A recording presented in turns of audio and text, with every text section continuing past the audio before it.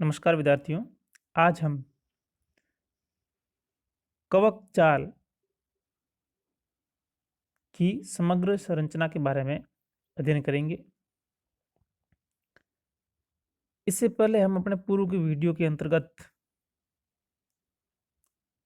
Cocoa में thallus संगठन के बारे में अध्ययन कर चुके हैं। हम सभी ये जानते हैं कि कोको के अंतर्गत जो थैलस होता है वह कवक जाल से बना होता है और कवक जाल होता है वो कवक सूत्रों से मिलकर के बना होता है। यह कवक सूत्र विभिन्न प्रकार से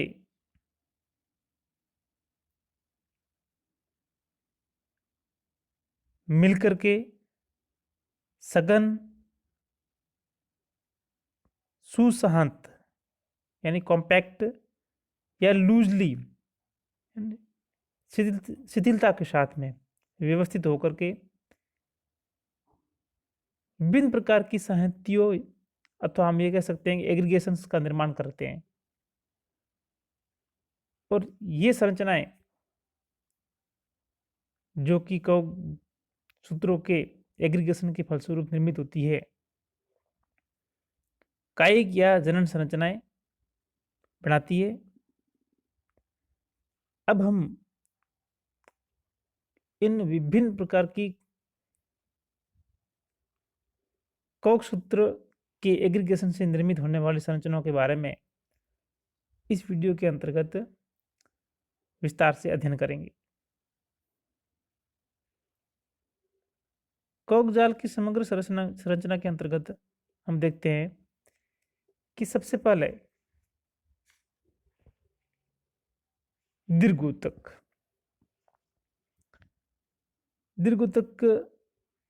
की हम बात करते हैं तो इस प्रकार के कवक ऊतक में कवक सूत्र होते हैं वो समानांतर क्रम में एवं शिथिलता पूर्वक व्यवस्थित और आपस में गूंथे हुए आपको दिखाई देते हैं। जैसा कि आप देख रहे हो, ये है जो कवक तंतु है वो है जो समांतर क्रम में आपको दिखाई दे रहे हैं। और साथ ही साथ इस प्रकार की संहति में आप कवक सूत्रों को आसानी से है जो पहचान सकते हो। यानी इसके इस प्रकार के एग्रीगेशन में कवक सूत्रों की पहचान बनी रहती है। नेक्स्ट है आपका आभासी मर्दूतक। यह कवक सूत्रों की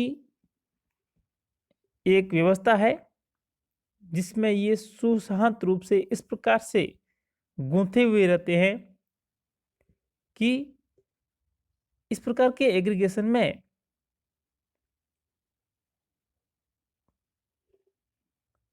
कवक सूत्रों की ऐसे कह सकते हैं जो कवक ऊतक है उनकी अस्तित्व अलग अलग नहीं पाया जाता है। इनको उच्च वर्गीय पौधों की मर्दूतक की कोशिकाओं के समान देखा जा सकता है। ये ऊतक अंडाकार या गोलाकार आकृति में और एक दूसरे के आसपास व्यवस्थित होते हैं।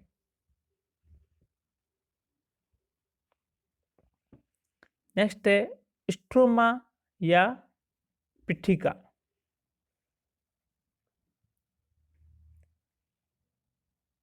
यह संरचना कवक जाल के एकत्र होने से निर्मित कठोर, अवरोधी तथा जटिल आभासी मर्दूतक की संरचना होती है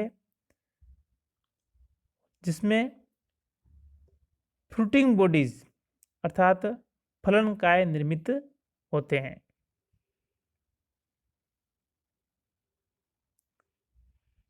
स्क्लेरोशियम ये विशिष्ट प्रकार की संरचनाएं सामान्यतः रोगजनक कवक सदस्यों में मुख्यतः देखने को मिलती है। स्क्लेरोशियम एक कठोर दीर्घवृत्ताकार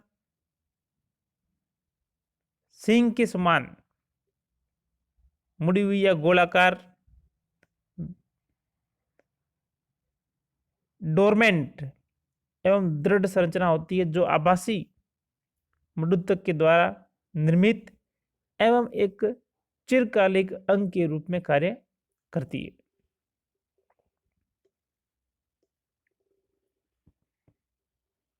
और यह संरचना कई रोगजनक कवक प्रजातियों जैसे क्लेविसेप्स प्रक्रिया,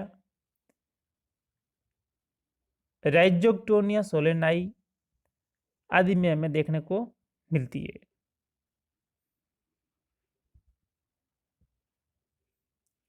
नेक्स्ट है तंतु जटा।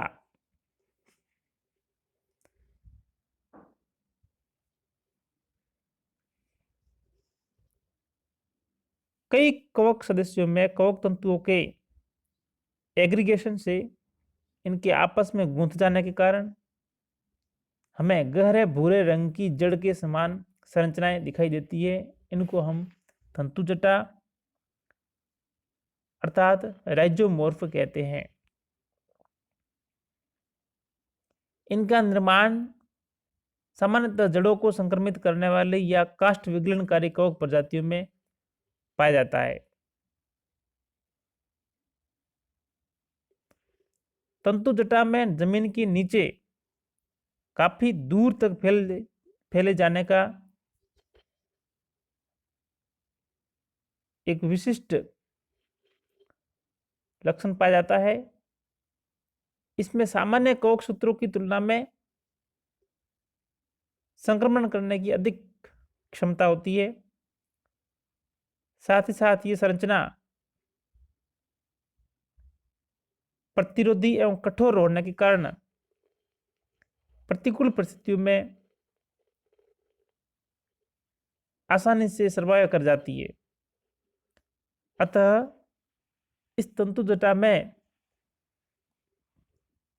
चिरकालिकता की क्षमता पाई जाती है।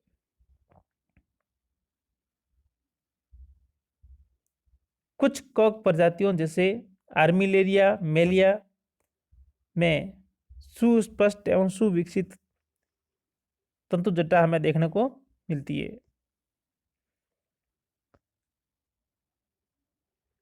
अब इसके बाद हम देखते हैं कि रूपांतरित कवक सूत्रीय संरचनाएं, यानी कि जो कवक सूत्र होता है किस प्रकार से मॉडिफाई होकर के विभिन्न प्रकार की संरचनाओं का निर्माण करता है। इसके अंतर्गत हम देखते हैं सबसे पहले मूलाभास। मूलाभास ये धागे के समान संरचनाएं होती है। कवक सूत्र की ये सूक्ष्म संरचनाएं अत्यंत शाखित और थैलस के आधारीय भाग में गुच्छों के रूप में उत्पन्न होती है, जैसा कि आप यहां पर देख रहे हो। आधारीय भाग में गुच्छों के रूप में उत्पन्न होती है। और ये संरचनाएं अर्थात मूलाभास न केवल कवक जाल रूपी बहुकोशीय थैलसों जैसे म्यूकर और पेनिसिलियम पाई जाती है, अपितु ये एक कोशीय कवकों जैसे काइटिड्स में भी देखने को मिलती है। नेक्स्ट है आपके आसंगांग। अनेक कवक प्रजातियों में संक्रमण के समय एक विशिष्ट प्रकार की संलग्न संरचना का निर्माण होता है। यह कवक थैलस को प्रपोषी शरीर से चिपकाने में सहायता प्रदान करती है। उदाहरण के रूप में आसंगांग हमें जो इरिसाइफी एवं पक्सिनिया आदि में देखने को मिलती है।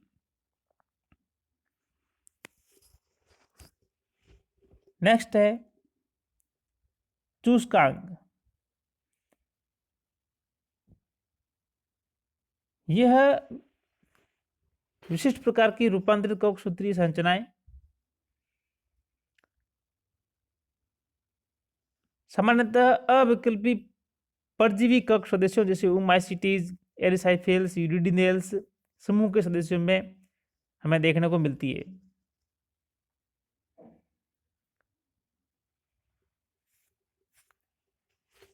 इन परजीवी कवकों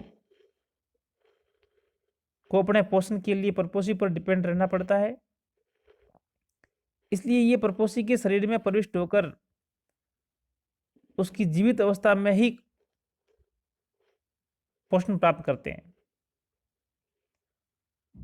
शुष्कांगों का परपोषी कोशिका में प्रवेश इसकी कोशिका भित्ति को भेद करके होता है तथा इन शुष्कांगों के द्वारा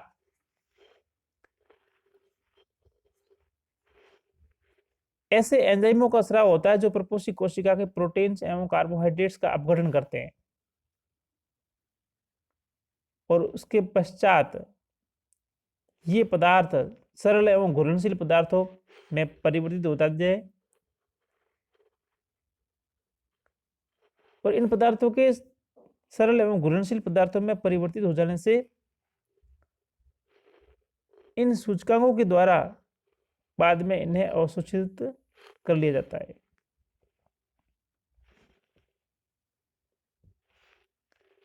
कवक सूत्र पाश यानी कवक सूत्रों के द्वारा निर्मित विशिष्ट प्रकार की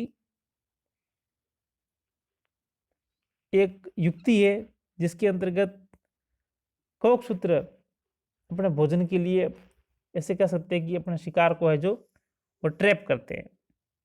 पास का मतलब यहां से फंदे से मतलब फंदा जिस तरह से होता है। तो यहां पर आप देखेंगे कि कुछ परभक्षी जो कवक प्रजातियां हैं जैसे डेक्टाइलेरिया है, कैंडिडा एवं ऑर्थोबोट्रिस रोबस्टा, ये विभिन्न प्रकार के कवक अपने पोषण हेतु निमेटोड कृमियों का भक्षण करती है और इनके कवक सूत्र विभिन्न प्रकार से रूपांतरित होकर के एक फंदे का निर्माण करते हैं जिसके अंतर्गत निमेटोड को ये ट्रैप करने का कार्य करते हैं।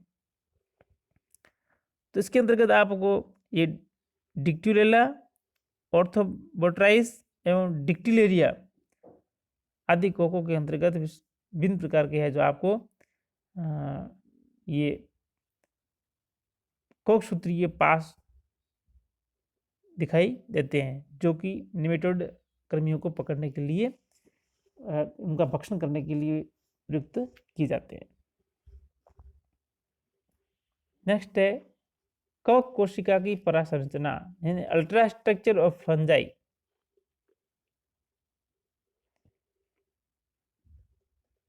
यहाँ पर आपको एक जो इमेज दिखाई गई है ये कवक कोशिका की परासंरचना इलेक्ट्रॉन माइक्रोस्कोप के द्वारा डेवलप्ड पिक्चर है। एक प्रारूपिक जो कवक कोशिका होती है typical fungus cell eukaryotic structure को प्रदर्शित करती है और जैसा कि हम जानते हैं कि कवक है जो परपोषी होते हैं तो इनके अंतर्गत क्लोरोप्लास्ट के अतिरिक्त सभी प्रकार के कोशिकांग पाए जाते हैं।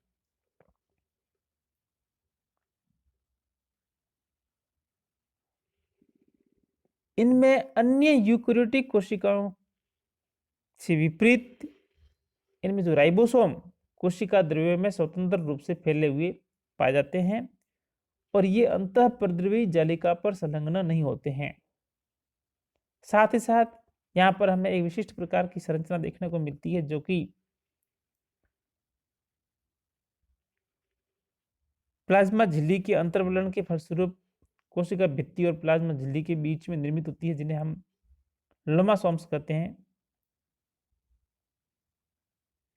ये हमें सिर्फ कवक कोशिका में ही देखने को मिलती है।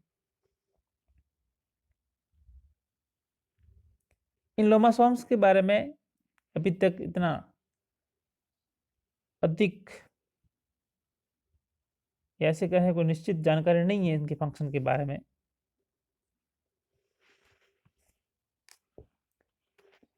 अब हम बात करते हैं तो इसकी कोशिका परिसंरचना की सबसे बाहर की तरफ जो इसका आवरण है उसको हम कोशिका भित्ति कहते हैं। कवकों के अंतर्गत जो स्लाइम मोल्ड्स होते हैं उनके अंदर वो अपवाद स्वरूप उनको अगर छोड़ दें, क्योंकि स्लाइम मोड्स के अंदर है जो कोशिका भित्ति नहीं पाई जाती है, उनका जो पादप शरीर है वो जीवद्रेक के रूप में देखते हैं। इन स्लाइम मोड्स को छोड़ देते, इसके अतिरिक्त सभी कवक प्रजातियों में हमें जो स्पष्ट रूप से एक सुस्पष्ट कोशिका भित्ति देखने को मिलती है, और ये कोशिका भित्ति इन कवक प्रजातियों के लिए कई महत्वपूर्ण कार्य संपादित करती है।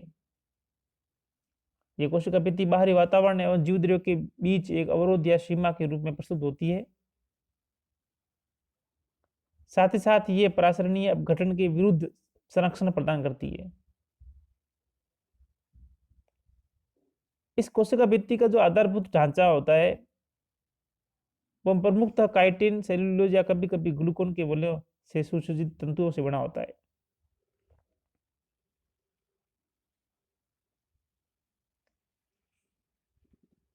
कोशिका भित्ति कवकों के अंतर्गत हम बता चुके हैं कि काइटिन से निर्मित होती है, लेकिन वर्ग ओमाइसीट्स के सदस्यों के अंतर्गत कोशिका भित्ति सेल्यूलोज एवं ग्लूकोन द्वारा निर्मित होती है।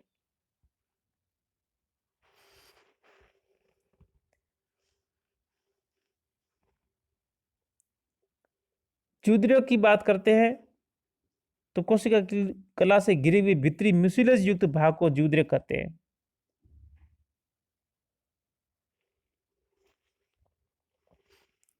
और जीवद्रव्य झिल्ली यूकेरियोटिक कोशिकाओं के समान लाइपोप्रोटीन द्वारा निर्मित त्रिस्तरीय इकाई झिल्ली के रूप में होती है। कुछ स्थानों पर कोशिका कला में अंडाकार, नलिकाकार, गोल या पुट्टिका के समान अंतर्वलन पाए जाते हैं, जिन्हें मुरे और मैक्लियर ने लोमासोम्स के रूप में पहचाना।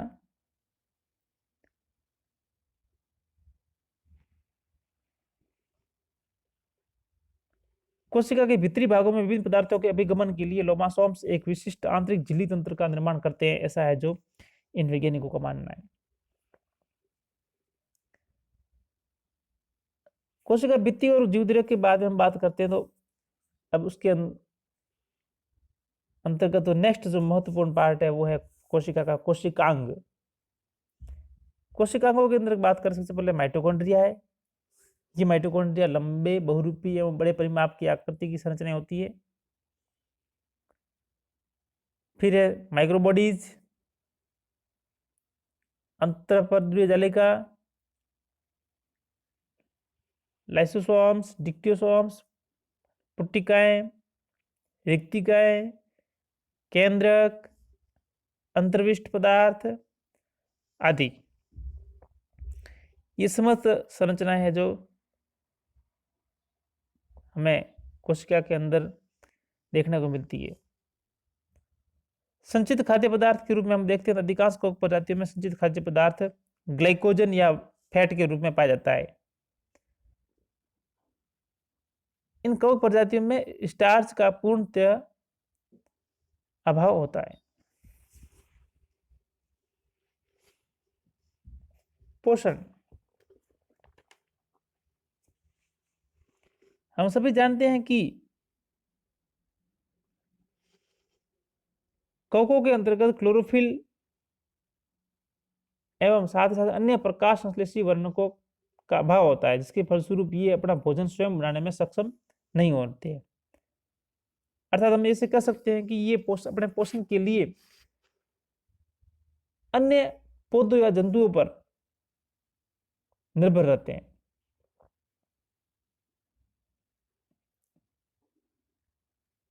जब ये कवक अपना भोजन किसी परपोषी से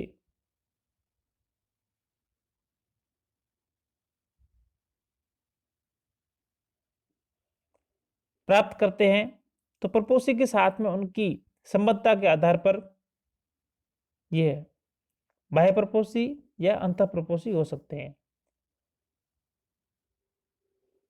अगर ये परपोषी के साथ में बाहर से उसके शरीर से भोजन प्राप्त करते हैं तो इसे बाह्य परपोषी। अगर वो परपोषी के शरीर के अंदर ऊतकों में पाया जाता है तो हम इसे अंतः परजीवी कहते हैं।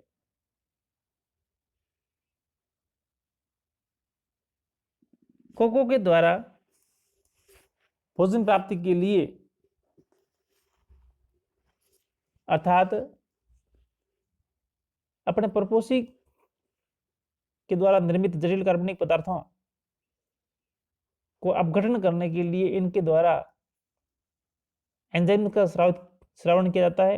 ये एंजाइम बहिर एंजाइम और अंतः एंजाइम होते हैं और इन एंजाइमों के द्वारा उन जटिल कार्बनिक पदार्थों को सरल कार्बनिक पदार्थों में अपघटित किया जाता है, जिसका बाद में इन कवक तंतुओं के द्वारा अवशोषण कर लिया जाता है। अब कि पोषण के स्रोत एवं वृद्धि के आधार पर विभिन्न कवक प्रजातियों को हम 3 बड़ी क्लासेस में बांट सकते हैं। पहली है परजीवी, यानी ये कवक प्रजातियां विभिन्न सजीव इकाइयों, पौधों अथवा जंतुओं के जीवित ऊतकों से पोषण प्राप्त करते हैं।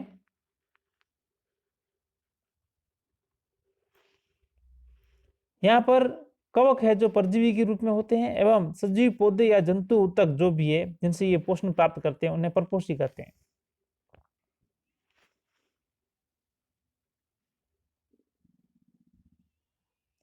अब जो परजीवी है, ये परजीवी 2 प्रकार के। पहला है अविकल्पी परजीवी। अविकल्पी परजीवी से हमारा तात्पर्य यह है कि इस प्रकार के परजीवी में जो कवक परजीवी है वह एक विशिष्ट होस्ट से अपना भोजन प्राप्त करती है, या फिर ऐसे कहे कि इन परजीवी कवक को अपने पोषण के लिए अनिवार्य रूप से सजीव जीवद्रव्य का उपयोग आवश्यक है और इन कवक प्रजातियों को कृत्रिम माध्यम में ग्रोथ करवाना कठिन कार्य है। ऐसे कह सकते हैं कृत्रिम माध्यम में इनको ग्रोथ नहीं किया जा सकता और यदि इनको अपना परपोषी उपलब्ध नहीं हो पाता है, विशिष्ट परपोषी, तो उसके अभाव में इनका जीवन चक्र पूर्ण नहीं हो पाता है। उदाहरण के रूप में हम अविकल्पी परजीवी के रूप की बात करें तो स्क्लेरोस्पोरा और पक्सिनिया आदि है जो इस श्रेणी के अंतर्गत आते हैं। नेक्स्ट है परजीवी की कैटेगरी है वो विकल्पी मर्तोपजीवी। ऊपर वाला आप देखोगे परजीवी कैटेगरी अविकल्पी परजीवी, यानी परजीवी है और उनके पास में अपने होस्ट के सिवाय अन्य कोई विकल्प नहीं है। लेकिन यहाँ पर परजीवी मूल रूप से परजीवी है, लेकिन कैसे हैं वो विकल्पी मर्तोपजीवी, यानी उनके पास में मर्तोपजीवी का विकल्प है। यानी उनका पार्टिकुलर होस्ट अगर मिल जाता है तो ठीक है, नहीं मिल जाता है पर्टिकुलर परिस्थितियों में वो मर्तोपजीवी के रूप में अपना जीवन यापन कर लेते हैं और अपनी लाइफ साइकिल को पूर्ण करते हैं। और इस प्रकार के परजीवियों के अंतर्गत कवक प्रजातियां जो है वो अस्टिलेगो और पाइथियम आदि आती है।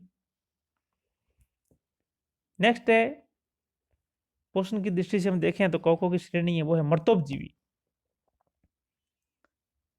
जैसा कि नाम से विदित है कि इस प्रकार की कवक प्रजातियां मृत कार्बनिक पदार्थों से अपना भोजन प्राप्त करने की विशेष क्षमता रखती है। इनका कवक जाल मृत कार्बनिक पदार्थ या माध्यम में फैला हुआ होता है तथा ये माध्यम में एक्सोएंजाइम सीक्रेट करके जटिल कार्बनिक पदार्थों को सरल कार्बनिक पदार्थों में परिवर्तित करके और उन सरल कार्बनिक पदार्थों का अवशोषण करके अपना पोषण प्राप्त करते हैं। मर्तोपजीवी कवकों के अंतर्गत हमें कई शर्करा कवक जैसे म्यूकर, यीस्ट, सेलुलोज कवक के अंदर बात करें तो कीटोमियम, पेनिसिलियम, प्रोटियोलाइटिक फंजाई की बात करें तो एस्परजिलस, शमल रागी, गोबर पर आदि पर उगने वाले कवक जैसे पाइलोबोलस, है ना, लिग्नोलाइटिक कवक उदाहरण आर्मिलेरिया आदि सभी है जो मर्तोपजीवी श्रेणी के अंतर्गत आने वाले कवक है। अब पोषण प्रक्रिया की अब जब कार्यशीलता की बात करते हैं तो मर्तोपजीवी कवकों को भी परजीवी कवकों की तरह 2 श्रेणियों में बांटा गया है। पहला है अविकल्पी मर्तोपजीवी, यानी ये पूर्ण रूप से मर्तोपजीवी है। इनको इनके पास में अन्य कोई विकल्प नहीं है। यानी ये अपना भोजन हमेशा ही मृत कार्बनिक पदार्थों से ही प्राप्त करते हैं, न कि जीवित ऊतकों से। उदाहरण के रूप में हम देखें तो म्यूकर और मोशेला। मर्तोपजीवी के अंतर्गत जो दूसरी श्रेणी है वो विकल्पी परजीवी। यानी ये मूल रूप से तो मर्तोपजीवी है, लेकिन ये है जो परजीवी का विकल्प धारण कर लेते हैं।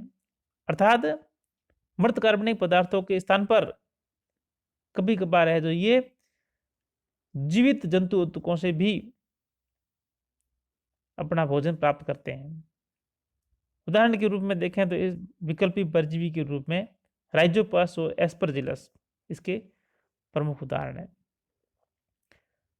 पोषण की दृष्टि से हम कवकों की तीसरी जो श्रेणी देखते हैं वो है सहजीवी, और इस श्रेणी के अंतर्गत लाइकेंस व कवकमूल आते हैं।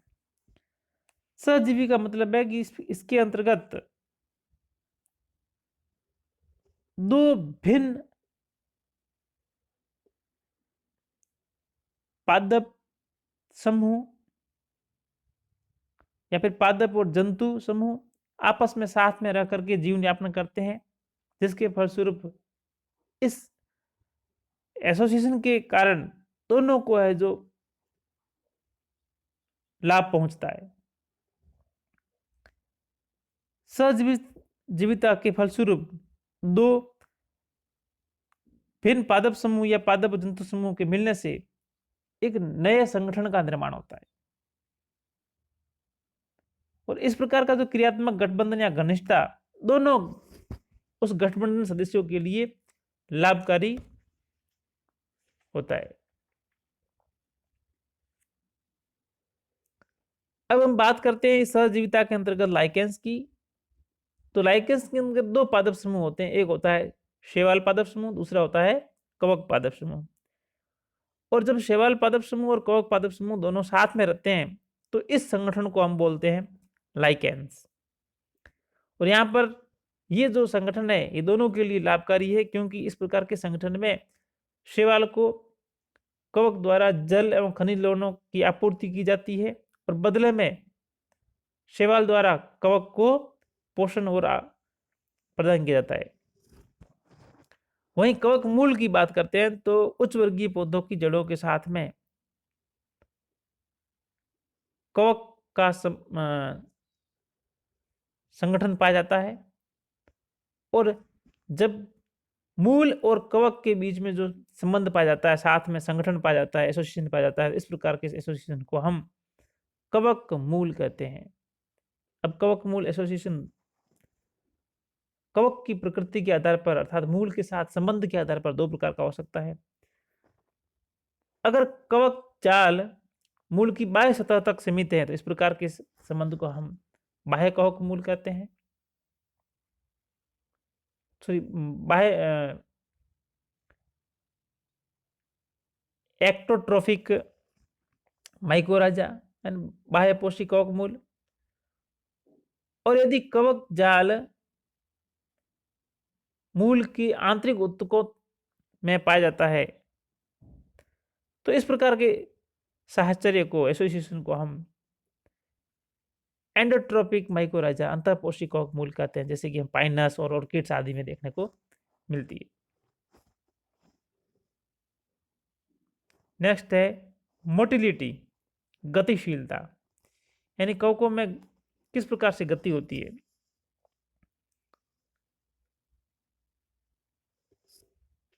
कवकों के अंतर्गत हम देखते हैं गतिशीलता की बात करते हैं तो जो लोअर क्लासेज है उनके अंतर्गत हमें यह गतिशीलता देखने को मिलती है, जबकि जो हायर क्लासेज है प्रगत कवक प्रजातियां उनके अंतर्गत हमें इस प्रकार की गतिशील संरचनाएं प्राय देखने को नहीं मिलती है। कवकों में गतिशीलता के लिए कशाभिकाएं पाई जाती है, जिसके फलस्वरूप इनके अंतर्गत बीजाणु और इनकी लैंगिक संरचनाएं गतिशील होती है। ये कशापिकाएं दो प्रकार की होती हैं। पहला है प्रतोद कशापिका। इस प्रकार की कशापिका में कशापिका की जो सतह होती है वो चिकनी होती है, जबकि जो दूसरी कशापिका होती है उसको हम कहते हैं कूर्च कशापिका। और इस प्रकार की कशापिका में कशापिका दोनों सतहों पर अनेक सूक्ष्म एवं रोम के समान संरचनाएं पाई जाती है, जिन्हें हम मेस्टिगोनिम्स कहते हैं। तो ये जो कशापिकाएं हैं ये कवकों में उनकी जनन संरचनाओं और उनकी बीजाणुओं, जिनके हम चल बीजाणुओं कहते हैं, में गतिशीलता के लिए पाई जाती है।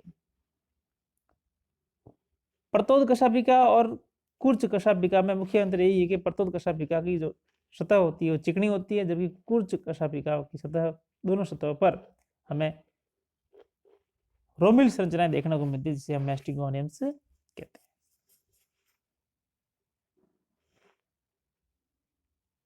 धन्यवाद।